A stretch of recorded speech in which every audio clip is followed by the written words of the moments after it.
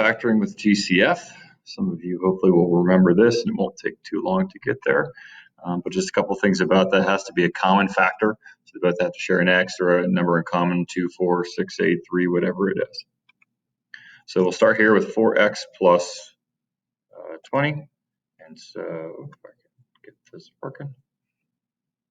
So here in this case, we've got the 4 and the 20. They both don't share an x. That's not common. So I'm going to factor out the biggest number that divides into 4 and 20. That would be 4.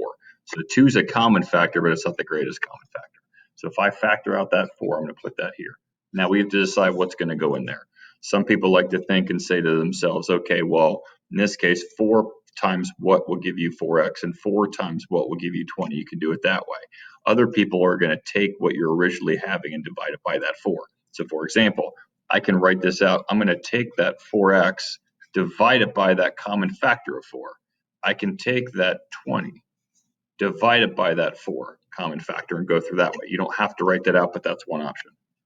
That would give me 4.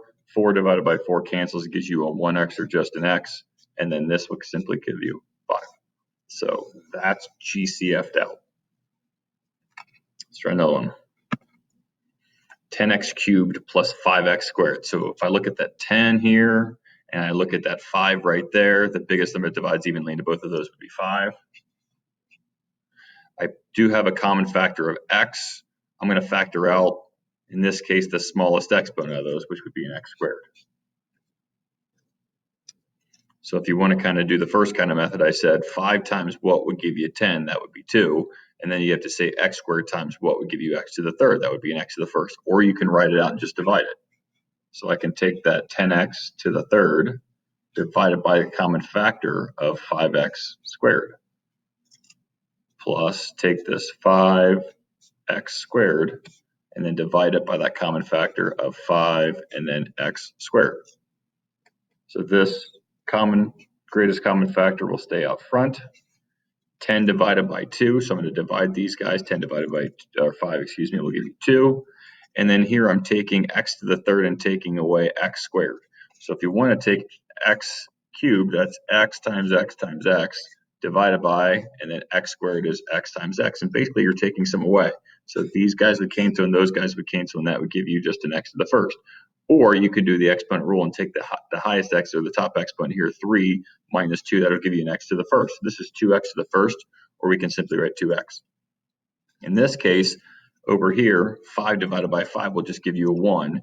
These guys would cancel out because x squared take away x squared cancels out, so then I get 1. So that's that one.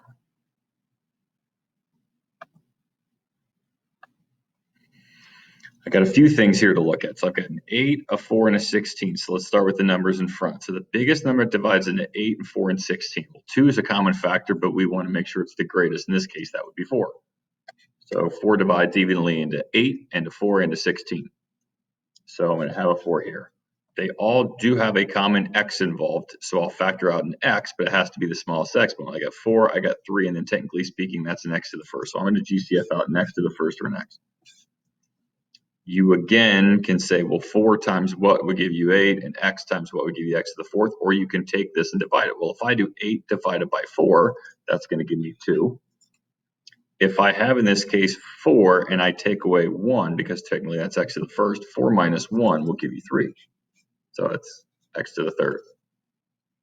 Right here, negative 4 divided by 4, that'll give you a negative 1.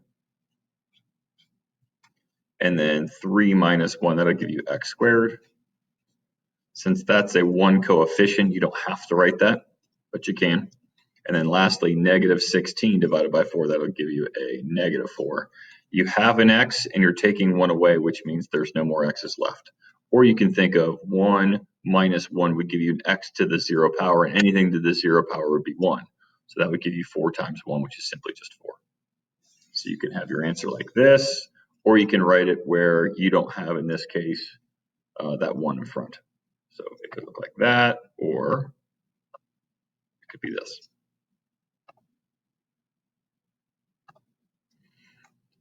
So if I look at this example, there's nothing in front of here. So technically there's a 1, a 3, and a 7. So the only thing that's in common with all 3 of those is just a 1. Now, we rarely factor out GCF out of 1. But they all do share an x, and I'm going to take the smallest exponent. 7, 4, and 3, so 3 is the smallest. So I'm going to GCF out an x to the third, or 1x to the third. So 1 divided by 1, that'll simply be a 1, but I don't have to write a 1 coefficient. 7 minus 3, that's an x to the fourth. 3 divided by 1, that's just a plus 3. And then 4 minus 3, that's an x to the first, or just an x. Lastly, negative 7 divided by 1, that's just a negative 7.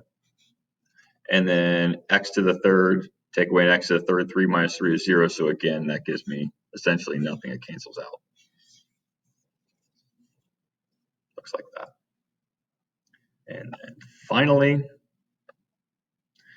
this is a good example because this one, your leading coefficient, that negative 3 is negative. And typically speaking, we like to factor that out. That makes it, if I can continue to factor it makes it a little bit easier. So I'm going to GCF out a negative here too. But we'll do the same thing, forgetting about the positives and negatives. Okay. So I'm going to take and say, well, I have a 3, a 12, and a 6. So all those are divisible by 3. So take that out. All of them share an x, so I factor out the smallest exponent. In this case, it's an x to the first. So the reason I did negative 3x as opposed to just the 3x, it typically helps that my leading coefficient is not going to be positive. So if I can factor this thing further, which I won't in this example, but sometimes it helps you out. So here, negative 3 divided by negative 3, that'll be a positive 1. And then taking this exponent of 3 minus this exponent of 1, that's x to the second. 12 divided by a negative 3, that would give you a negative 4. And then 2 take away 1 is going to be an x to the first, or just x. And then lastly, negative 6 divided by a negative 3, that'll give me a positive 2. And then I'm having an x taking away an x, which means it's gone. So then that's just going to be a plus 2.